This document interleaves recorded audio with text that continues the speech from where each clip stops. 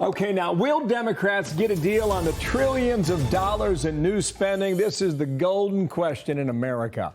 President said to be lowering his proposal to under $2 trillion to the White House. Our goal is to continue to make progress, and based on the morning meetings and our expectation of the afternoon meetings, we expect they will do exactly that. All right, Wisconsin Democratic Congressman Mark Pocan joins us now, House Progressive Caucus Chair Emeritus. Sir, thank you for your time. It's great to have you on. You have a trillion requests. We have a trillion questions ourselves here. You got a long, long list. What are you willing to leave on the table and give up, sir? Well, I think the conversation we had yesterday with the president was that our priorities are to keep as many of his priorities in the Build Back Better agenda and maybe do them for a slightly shorter amount of time just to get them started to see if they're going to work well for the American people, and then make sure they're immediate, that American people will see some benefits as quickly as possible as we're getting out of the COVID era. So we were very happy to hear that that is also the president's strategy. We want to make sure the American people benefit, and I think at the end of the day, that's what the bill is going to show. So you would be willing to concede fewer years for these programs to get them into law. And we have seen when these programs are in law, they're very hard to extract. Is that the clear strategy you have today? Well, I think it's very similar to when Social Security came out. Many of the same arguments you heard against Social Security when it was created, and now we see that's one of the most popular programs that the federal government offers. So I think that's really the approach we have, is we know that the child tax cut that 40 million American families are getting right now that will be extended because of the Build Back Better agenda is a tax cut for working people. And so often, I think, when you look at the last administration, the tax cut they had, 86% of the money went to the top 1%. This is a benefit that real people are getting and going to see. And they're also going to have cost savings on things like child care and prescription drug prices and expanded Medicare benefits. I mean, these are all real wins for the American people. So there's a lot of details to be worked out. And while those details are working out, the president's poll numbers have gone down, so his political capital, he has less of it to spend. But there's also the other side of Capitol Hill, and that is the Senate. And you have two Democrats who I know have been a little bit of a thorn in the side to the House Democrats. Here is something that you said about Kyrsten Sinema. You said half of Mansion and Sinema, has now shown us something, waiting for the other half to show us something other than a designer purse. Do you think that's a way to get Kyrsten Sinema to come to the table and accept some of these ideas?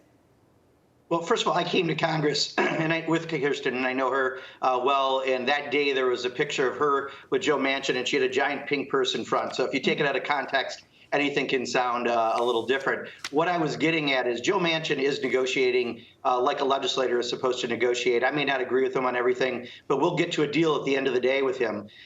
We could use a little more of that in public from Senator Sinema, because, I know her values, but we need to see it on the table. You can't negotiate if someone doesn't put on the table what they're for. And I think all that, though, we're past that, because that was probably 10 days, 2 weeks ago, I think, that comment. And I think everyone is working together right now. There's 200 plus Democrats in the House and 48 in the Senate that are all rowing together. A couple in the Senate and a few in the House are just picking out what wood their ore is going to be made out of. But we're going to get this bill done at the end of the day because it's so important for the American people. Sir, and, I think Senator Sinema and Senator Manchin will ultimately be there. A couple of sharp questions here. You see the inflation numbers. Why is it smart to pump trillions of more dollars out of Washington into the economy, especially now?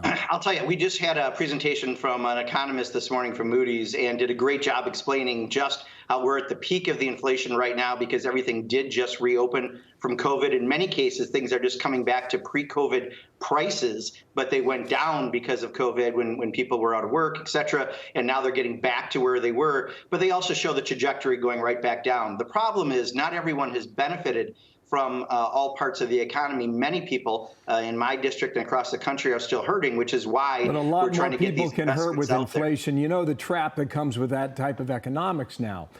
Do you consider yourself a capitalist or a socialist?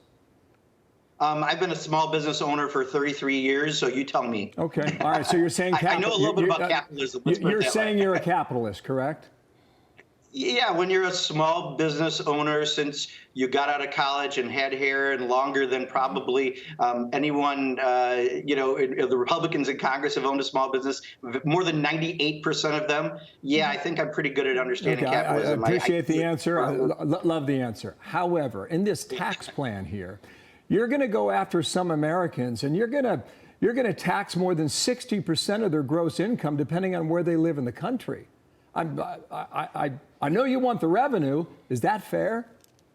No, so that is a misrepresentation of what Joe Biden has in his plan. And there is no final bill out there yet, right? So we have what we passed in the House, but until we see a final bill, we'll see it. What Joe Biden has said is people who make more than $400,000 and corporations that often haven't paid their fair share, like my constituents have of their taxes, often who hide their profits overseas, they're the ones going to pay it. So all of this talk about how big the bill is, it's going to cost nothing to the average person. But they will finally my see some point of the is some benefits from it, Americans who and are that's high, what's really important. who are high earners between state and city and Washington and Obamacare, they're up 60%, 61% of gross. Last question.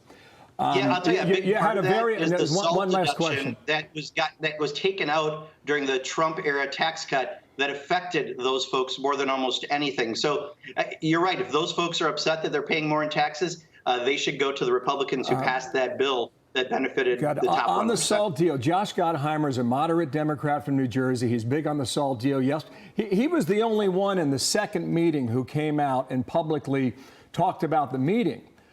Collectively, your group went to the microphone at the White House. You put a statement out as well. We didn't really see that from the other side. What does that tell us, do you think?